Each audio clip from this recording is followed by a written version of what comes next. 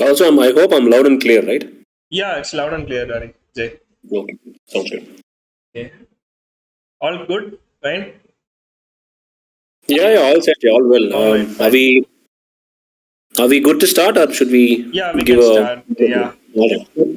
Sure, So, sure. Bro, I think live is not uh, started yet. Please recheck. like I started already.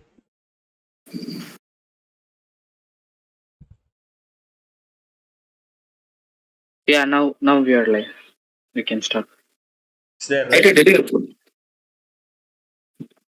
Yeah, Yeah. now we are. Okay, cool. So, so guys, like we have Vijay Srinivasan from Hammerplay. He's the CEO of Hammerplay here, and like we would like to discuss more things on the business related to gaming. So, hi Vijay, how are you? All well, yeah. Thanks for having me. I'm a little down under the weather, so if my voice sounds a little, excuse me for that. But I'll do my best on this session. Yeah, Thank you, thanks for the Vijay. warm welcome. Thank you, Vijay. So, Vijay, like, tell us about your journey in the game industry and like, where you started, like how Hammerplay is formed. A long one, I think. Long story short, I think like many of us, starting in gaming was not a very conscious decision because I think it was a very nascent business, obviously. So when I started back in 2005, 6, I think animation was a thing. I think it was getting a buzzword. It was being recognized, and then I was obviously getting pulled into the direction. I think after spending about a year and a half is when I got an opportunity at Game Shastra in Hyderabad, where gaming was exposed to me. So I started, believe it or not, as a 3D animator, and then I moved and then handled 3D environment art, where I did a bunch of level art, 3D buildings, etc. And then I think the idea of production management and sort of the managing games from a sort of a bird's eye view irked me. So I decided to give that a shot. So I sort of moved into a production role, as an associate producer. I think that was a sort of call it a revelation, because that's when I truly understood how games generally work. And obviously, I operated at a time. I'm talking about 2008 and 9, where mobile gaming was not yet a thing because it was just getting introduced. There was this iPhone buzz. So there was a time where we were still handling PC on console games. So a lot of my exposure when I started was majorly handling projects in Nintendo Wii, Sony PlayStation 2, PlayStation Portable, PS Vita, PS3 Move, that sort of a thing. And then I think inevitably the move towards mobile happened. Again, fast forward, you're looking at year 2013, where I decided to move on. And to be honest, Hammerplay is also a result of a sort of a failed attempt. But I sort of took at with some of my ex-colleagues in Hyderabad. We had to have some legal tussles with my ex-employer. So it was also a time where I moved back to Chennai for different personal reasons as well. So 2014, we were founded. There was this burning desire to build something from scratch. I wanted to sort of dial down and build a very strong, fundamentally sound studio.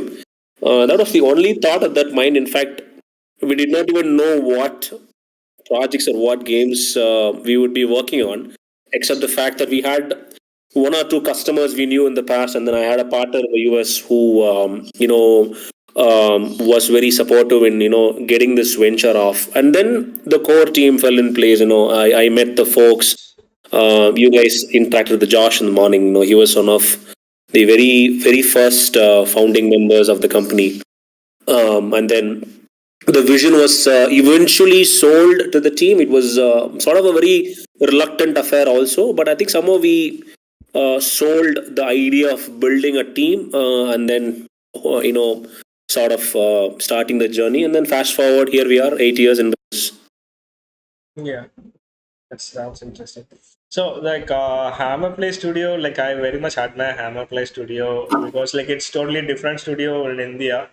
Because like you have your own own kind way of way and approach in the game business. We would like to hear more about like Hammerplay work culture and like what games you work on, like what you do in Hammerplay.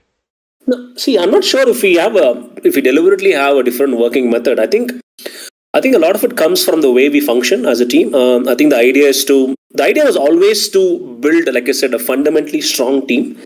I think knowingly or unknowingly we did that portion right.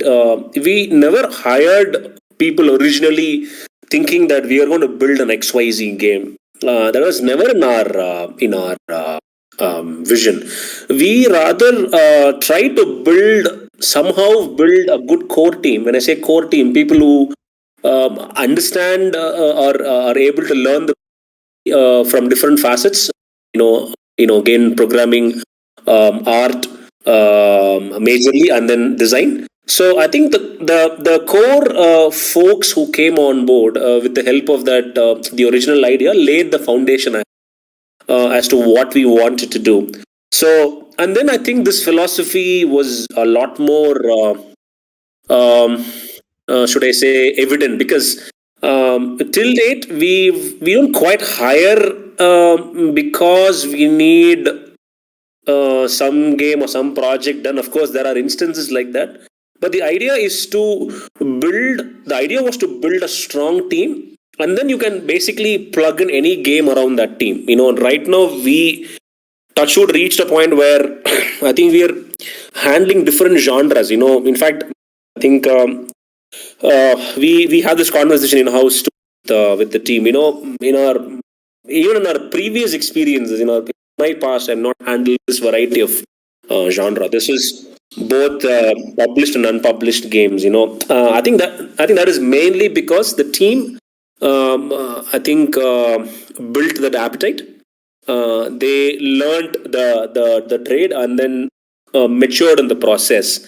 I think part of that, I think, like you rightly put in a question, culture was really important. So until this date, we are only worried about if he or she would be a cultural fit to the team. That is the very first question we have, because we have this tendency to operate like a sports team where people huddle and we sort of get stuff done. We don't run long fancy meetings. There's no peppy corporate talks. There isn't a formal process except where needed, where we absolutely have to maintain a protocol and a process. Otherwise, the team sort of gets to the job. So I think for that you need people who are inclined, with each other, who really are a team player. Because team player is sort of a abused word as well. Because it's very easy to assume that you are a team player, because humans have issues when they work with each other. That is nature. You have to have conflict, but it's at the end of the day how the team handles conflict, how they agree to disagree, and how they move on and products is what matters. And I believe that is what so far. Cool. So, like, what kind of games you make in Hammerplay? Like, uh, like, Um, like where you started making and like what you're doing now. if I answer this like a grocery stores guy, we sell all products. We, we've been making, you name it, we've been making different sort of stuff. The contrast would sort of be very surprising. To On one end, we'll be building a super simple puzzle game. On the other end, we're building a complex battle royale multiplayer with, state of the art tech stack. Um, I think, like I said, I think we're open to business. We're open to opportunities. We're open to all sorts of game genres we can bring to table. In fact, if you've not, I'm not sure if you've seen our first attempt at building a demo back in 2014 was a horror game. We sort of had a sort of a association or a license for a horror brand. It didn't materialize, but if you turn back and look at that work, we about it, because it's just it was way ahead of its time. 7-8 years back, and horror was the first genre we even handled. I think. I think the team loves handling multiple genres. I hope that answers your question. Yeah, like you have your games in like multiple stores like Right, Geo, MPL, and other stuffs. right, right, Because like all the developers generally try to make their games to the major stores like Google Play or App Store or Steam or anywhere. So what made you right. choose like the specific stores like Geo, MX Player, or MPL? So why is that? Yeah, I'll tell you what. Becoming a product company was not the immediate goal for the company because, like I said, we just want to build ourselves and then mature in the process. That meant we were handling a lot of external contract, external client assignments or projects. That was a very deliberate decision too because one, it allowed us to stay afloat, pay our bills. We've not raised any investments so far. We're still privately funded. So that was critical to our bread and butter. So while we were doing it, we were looking at opportunities that allowed us to gamble or place a bet in a very calculated, with a very calculated risk because building products, like you would appreciate because you run a gaming company too, is usually a risky affair because, much like filmmaking, you don't know if the product is going to work or not. So I think part of that, it was we just had this idea to build small quick games because it aligned with our agile way of working. We were truly iterative. We were rapidly building prototypes, etc. And then the associate geo happened, and we were off to the HTML side. The other part of the other way to answer this is after we started building these games is um, uh, developing and publishing games on Google Play and App Store, like you would agree, hopefully with me, is extremely cumbersome because unless you are a developer with an existing reach, user acquisition is a huge thing. You either have to work with a publisher who's backing you, or you have to have a product which is viral enough to get downloads to be able to build the audience and scale. We still find that area sort of a distant affair. But I think, having said that, now that we are building different dimensions of products, I think it's safe to say that we will also be. But right now, we are, should I say, making hay where the sun is shining right now. Yeah, got it. So like there are like some because a few developers here like who started to make games on their own, like they were not aware of this the other alternate stores that we have in the market. So can you name some of the stores No, no. I which mean, the market is flush with stores right now. I mean, I think this is also the effect of the pandemic. Like it or not, fortunately, I hate to use the word. We are also making using the opportunity of the after effects of the pandemic. But I think if you see the last 3-4 years trend, you clearly see the concept of social gaming a lot more prevalent in India right now. You are looking at companies with deeper investments building their own ecosystem and stores, which I believe should be most welcome because we are absolutely relying on two tech giants at the end of the day, which is Google and Apple. As much as they've built a world of economy and ecosystem around it, I think we absolutely need new players who are who has enough muscle power to build these platforms. So if you see the latest onslaught of platforms, like you name it, we pretty much work with them. But here is a few I can name. Top of the chart you have Geo Games, which they have their own ecosystem across GeoPhone, Geo smartphones, the Geo feature phone. They have a set-up box ecosystem, and then now they're coming up with their Android, etc. And you have MX Player, who's been very aggressive with their gaming portfolio growth. Even the recent articles a few days back if you see Mr. Nakul, who heads the gaming business, talks about how aggressive and keen they are in expanding this particular business, because that's where most audience are landing to. And of course, other OTT platforms like Sony Live, I think Z5's there. I think a lot of these players are the power of games, especially instant games where players are able to get entertained instantly. That's more important.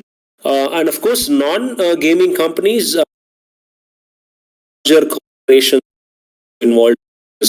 For example, Flipkart is operating their own gaming portal that is tied to their e-commerce business. And there's just other giants too.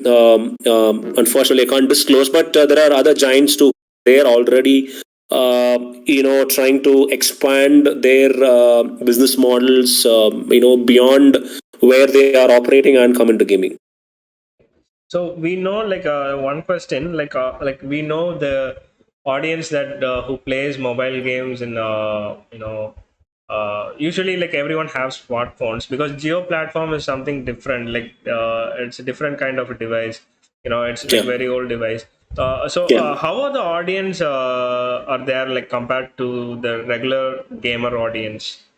How it's See, there I in the think market? Roy. I think, see, at the end of the day, psychology of a gamer. I mean, I'm not sure if it's apt to use the word gamer because it is also usually used widely. But let me say, so psychology of playing a game, regardless of where they are playing, is the same. Okay, what is going to differ is maybe the engagement level, maybe how they interact. But at the end of the day, look at it this way, right? Someone who can only afford a Geo phone or a Geo feature phone, which I think right now costs about, let's say, 1,000 rupees. For him or her, that is the smartphone. That is the phone that they use on a daily basis. So they expect the best out of it. They Yes. want games, they want entertainment to to sort of uh, unwind them at the end of the day. And these are people who also buy data packs on a daily basis. We observed this trend in the peak pandemic too, because during the peak pandemic of 2 to 3 months, several of the several of our daily active users got wiped out. And the reason was very simple: the pandemic wiped them out. Yes. Okay, now this is a sort of a difference when you compare, when you go sort of, when you climb the ladder and see the next level of audience playing with a smartphone on Google Play. Perhaps they didn't get affected so much. They sort of withstood. But at the end of the day, I think the like I said, the psychology of these people is pretty much the same. And as a developer, you need to respect the fact that there is out they have this device. This device has certain specification, and hence you sort of try and optimize the game around it. I think that was also why we should I say got a lot more exposure on that platform, because we tailor made games for that platform. So, like, I hope, like, everyone understand there is also a different perspective, to approach on the devices, and, like, the audience. No, absolutely. No, it is all about perspective, Roy. I Yeah. think we just cannot dismiss a platform saying, you know what, dude, this only has, 5 to MB of RAM, however you build a game. Yes. When veteran game devs back in built games with a few KB of memory, why can't we build it? Yeah, that's nice. So, what are the pros and cons of, like, developing the games to the devices like Geo, or like the HTML5 games that you're making? So, what are the pros and cons See, of developing as well as the publishing? interesting question. See, I think the pro is that you have an immediate pool of users to access. I think your user acquisition becomes a lot more, should I say, relatively less cumbersome, because you're not really hunting for new audience. There's an ecosystem out there. People are there floating in that platform. So when they see good content, they get sort of attracted to. Okay, I think that is the biggest advantage, and of course, there's a constant support and interaction with the platform. So you're not a lone wolf. You're not to figure out what to do, and like how we handle games on Google Play. because you're not going to have insights from Google Play on what people are playing. But here, a platform like Geo or any other OTT platform out there with a very strong on the relationship we maintain with them, we'll be able to exchange a certain amount of statistics or data that could be vital for you to tweak the experience. That is, I think, the biggest advantage. Um, Coming to cons, I think these platforms could operate in a sort of a walled garden. They say fence, have a fence around them, so you can't also ask for more data because it also conflicts with their line of business. So I think there's a line that has to be maintained when it comes to data collection. But nevertheless, as more of these platforms take gaming seriously, like for instance, right now for a lot of our platforms, we get pretty much we get all data. I think all the vitals we get all the session data. Pretty much what you should see as a developer, we typically see from these platforms also, but it's not very apparent like App Store. Got it. Cool. So yeah, like one more thing, like Hammerplay has like great quality artists and developers.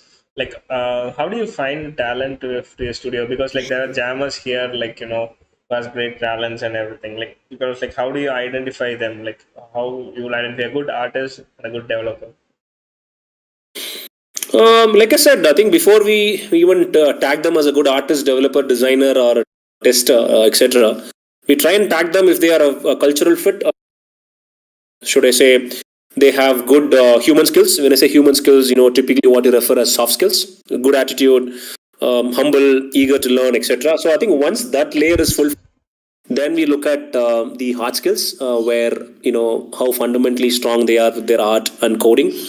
That's where we also exhibit a greater amount of patience, because sometimes talents surprise you. You have to give them time. That just like how you nurture something from scratch, you want to sort of give them time to build them. This is especially true with fresh off the lot talent.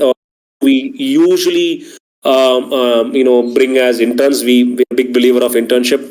But with any experienced folk, like I said, I think as long as their fundamentals are in check, trust me, we're not too worried about if they are a kick-ass artist or a dev. It's something that they can always improve, because it's a constant evolution. It's a constant discovery process for everyone out there, for both for everyone, say designers, artists, developers. So I think a great amount of patience, perseverance is needed when you onboard talent to your team.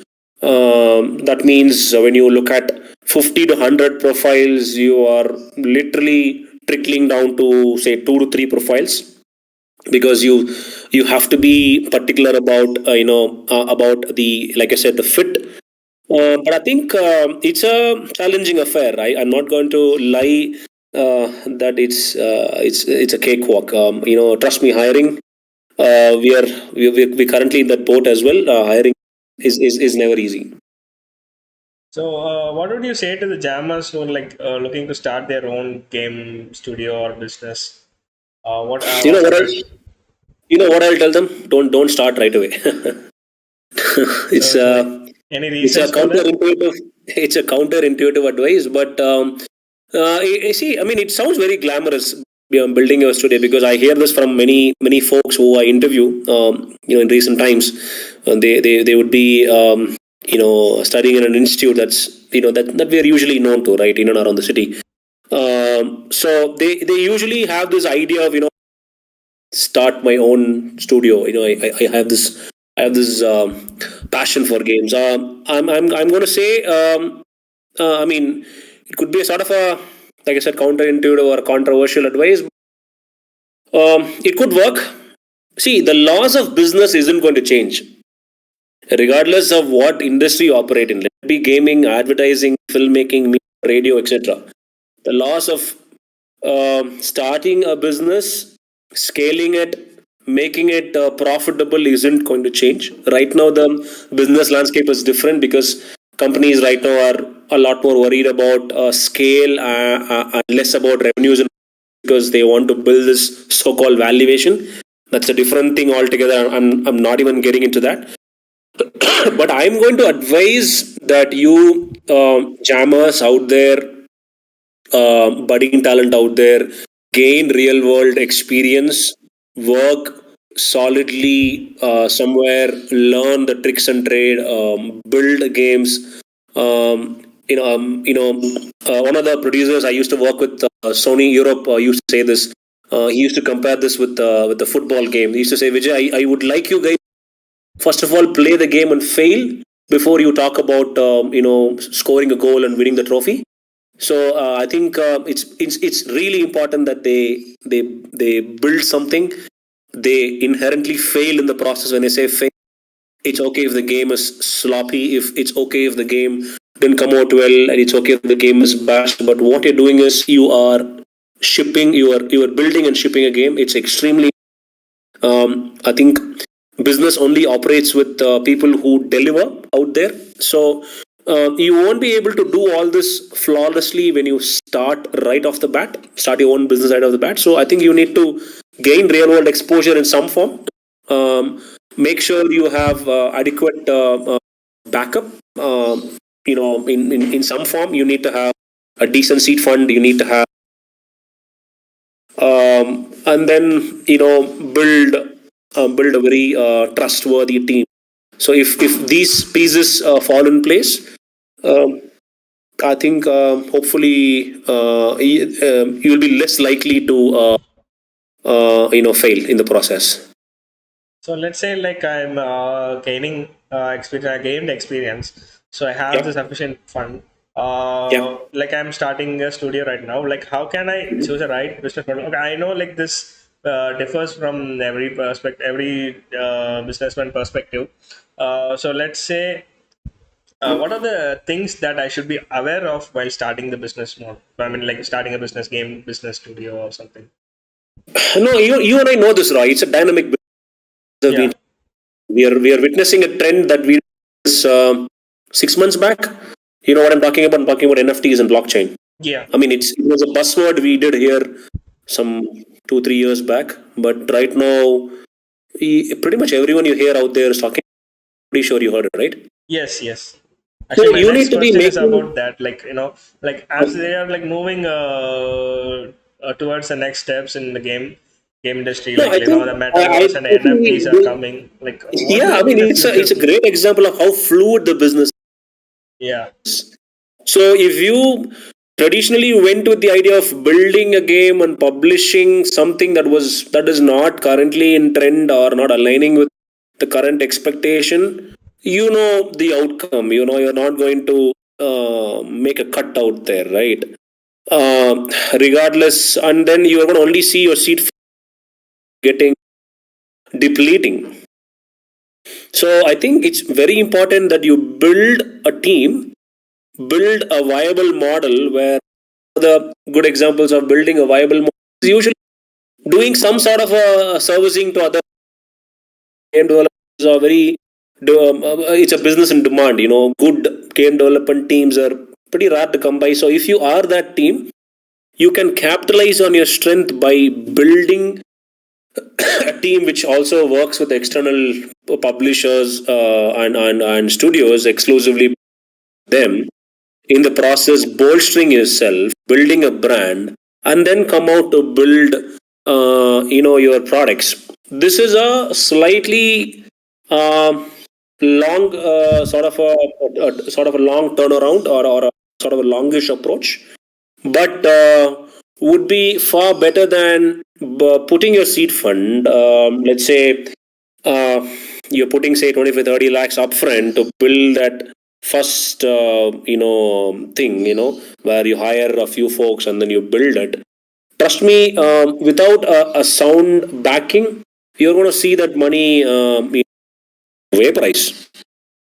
So I think it's important you find your footing on something that is relevant, be it building products, be it building or be it servicing. Find your footing, give it time, and then you sort of move forward. So be dynamic and fluid in the process.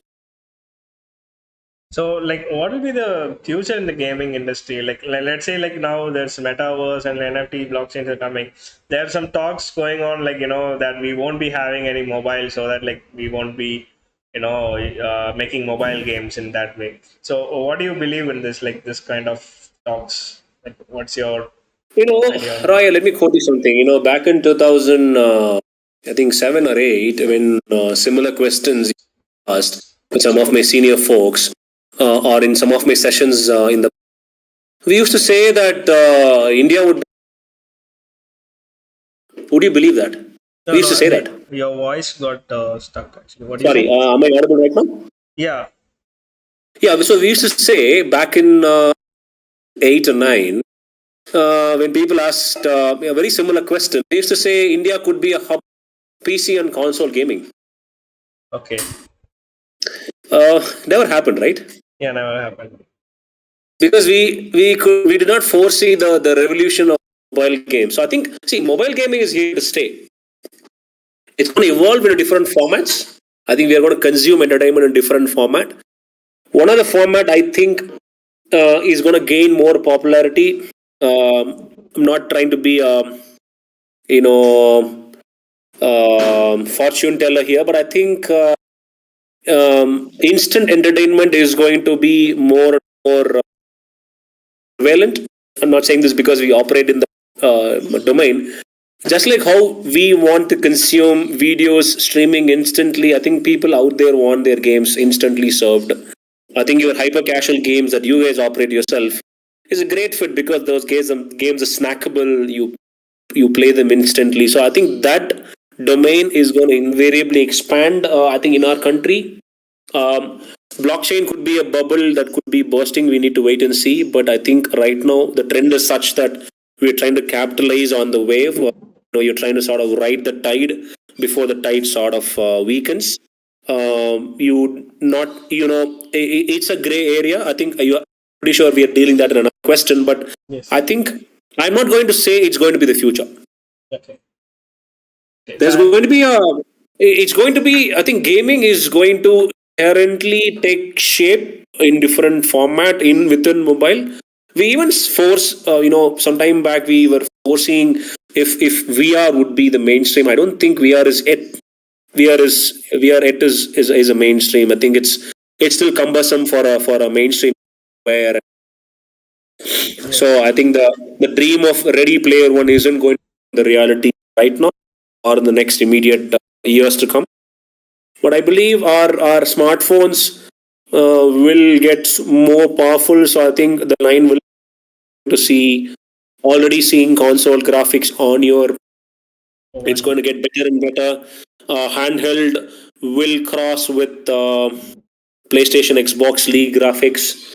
I think that's already happening. So I think I think it's going to basically evolve, and I don't think there will be a slowdown at all.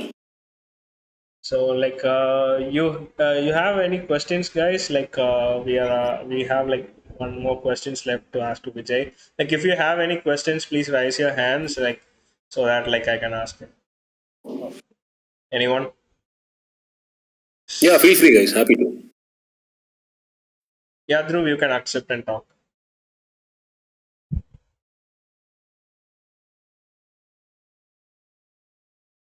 Yeah, Dhruv, Dhruv, go ahead.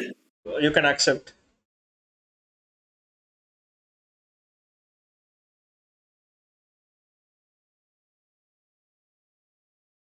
Dhruv, I think you need to accept the button on the top. At the top, like you can find an accept button in a green color.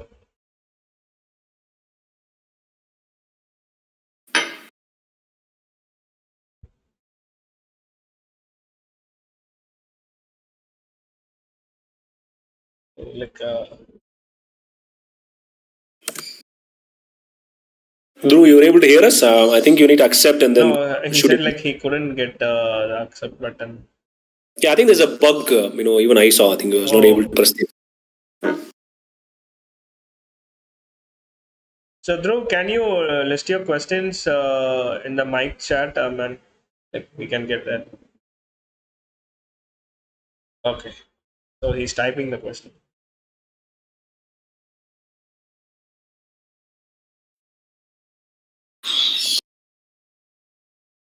Okay,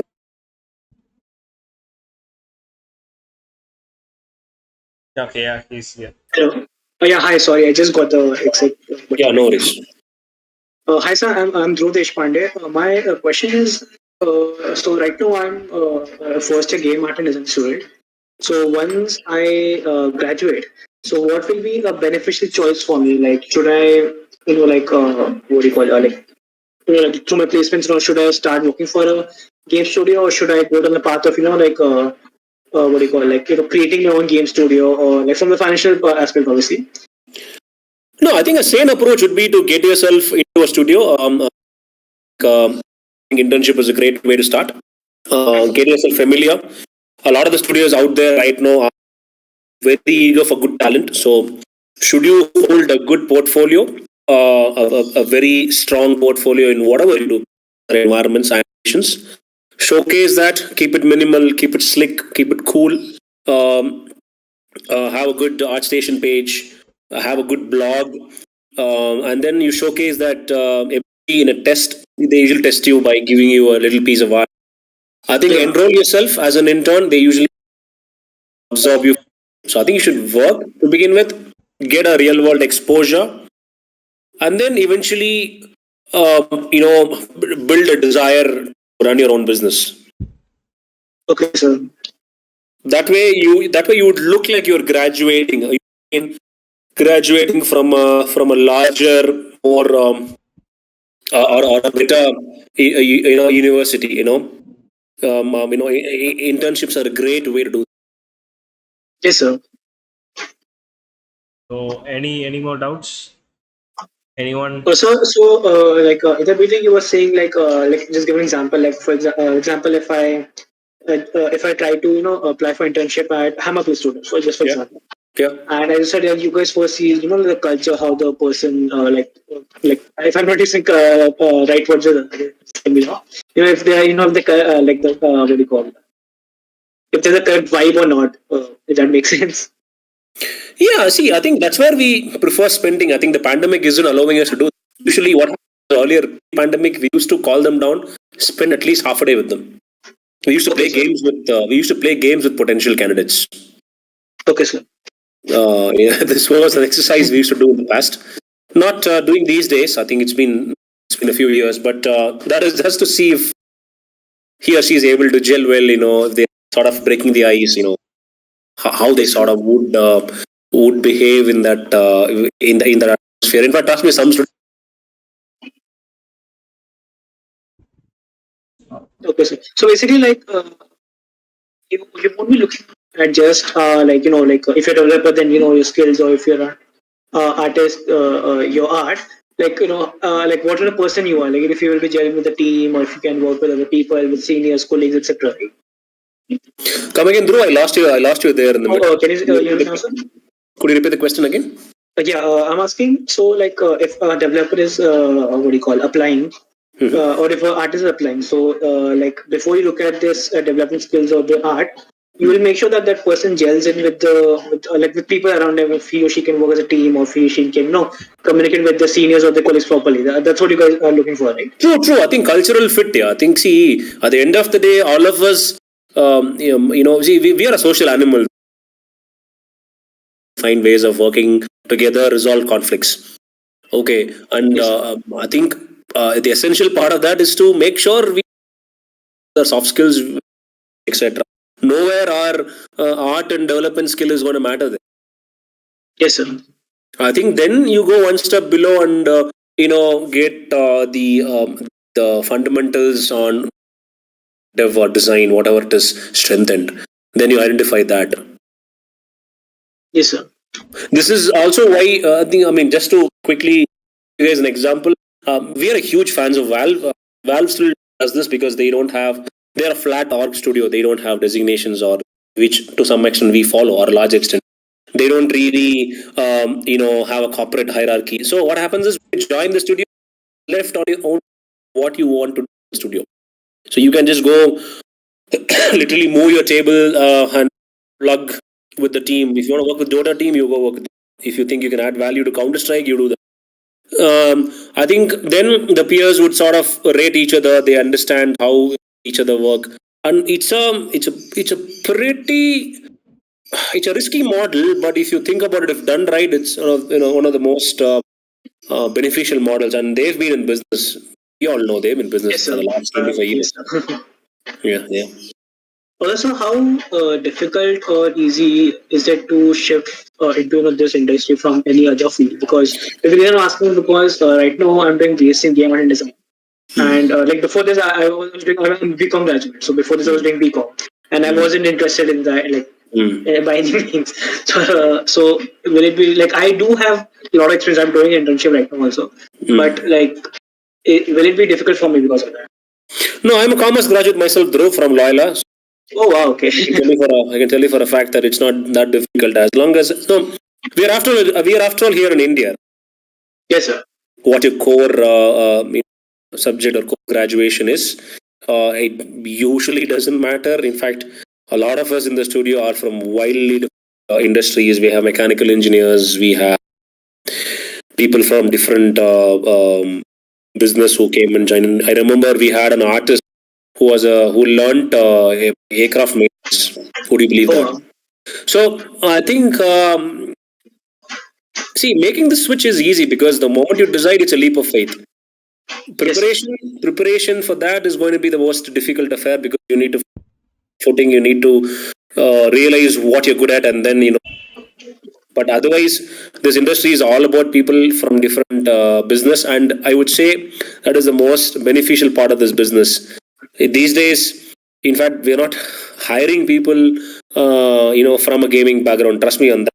Looking at different industries out there, as long as he or she is fundamentally strong and matches the cultural fit parameters and criteria, we welcome them on board.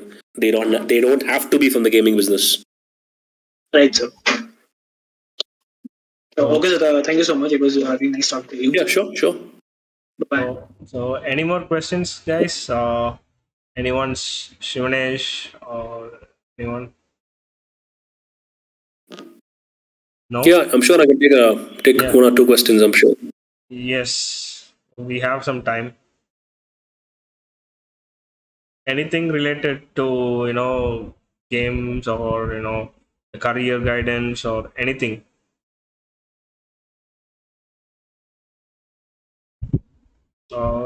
When do we have any questions in YouTube channel?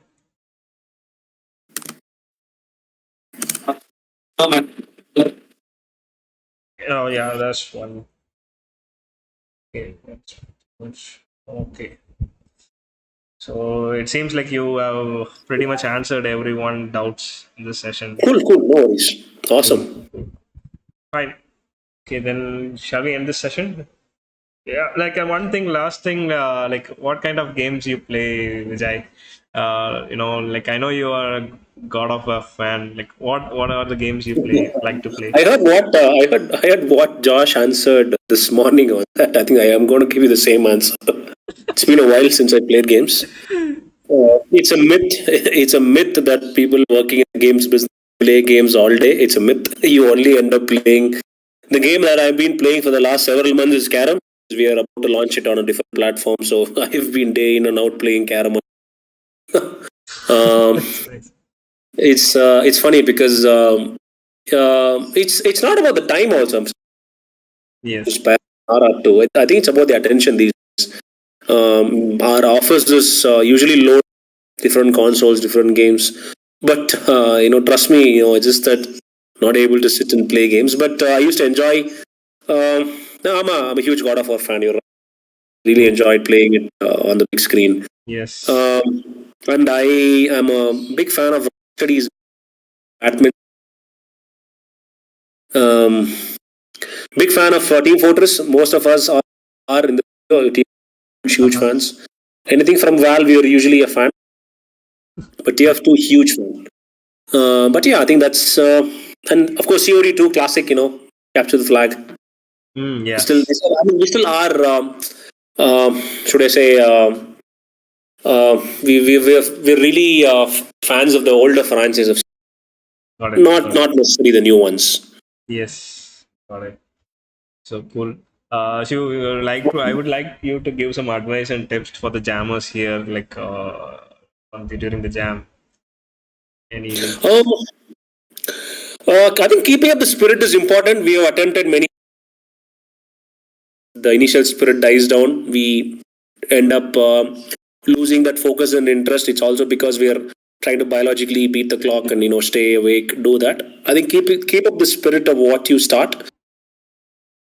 I think resolve any design related conflict real time, real quick, and do not hesitate to finish the product in however you can. I think at the end of the day, a game jam truly can only be complete once you finish the prototype or once you finish the demo and ship it. And do not be judgment about what you have done. Let people guess. It's a crazy world out there. We create something that we think won't work, but people usually end up loving it. I think yeah, I think keeping up that spirit is extremely important. I'm going to prioritize spirit of the top. Got it. So Vijay, like one question from AR Games, who's here, like in the chat. He mentioned like is learning game development be a career? Because from my situation, I used to get that creating games will be a waste of time. So I didn't understand this question as much. Like IR games, can you phrase it better? Yeah, maybe you could help phrase the question. I think as the question, do they mean to ask if it's even a worthy career to pursue? Yeah, I guess so. I thought the same. Is it like that? Like can game development be a career? Yes, that is it. Um, if the question was asked 15 years back, the answer could have been a mixed response. Maybe I would have, but right now, I would say hell yes. Because I think like Just he's learning game development as an interest, I guess. So yeah, by all means. I mean, just make sure you. I don't want. I mean, don't necessarily want to use the term passion because passion could be a very deceiving term. Just make sure you have a desire, you have an interest, and then let the passion come down the line. So once you are inclined, have a basic desire to learn game development and become whatever it is in the business, do that, and then build a passion for it. Because not all of us necessarily need to be passionate. I think it's not possible to. yeah, so AR games like is that clear your doubt? He's typing.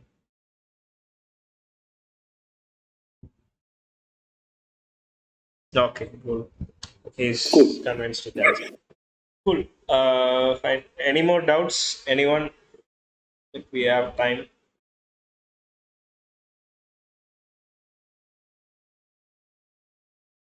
Shattered Cookie, you wanna throw up any questions?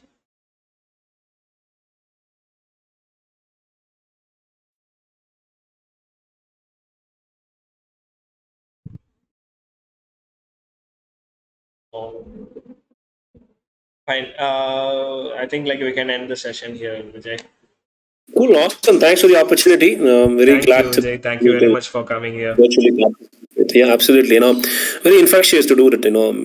We're Yes. always happy to share some amount of us in the business. I think it's important that some of us need to share the reality. Yes, definitely.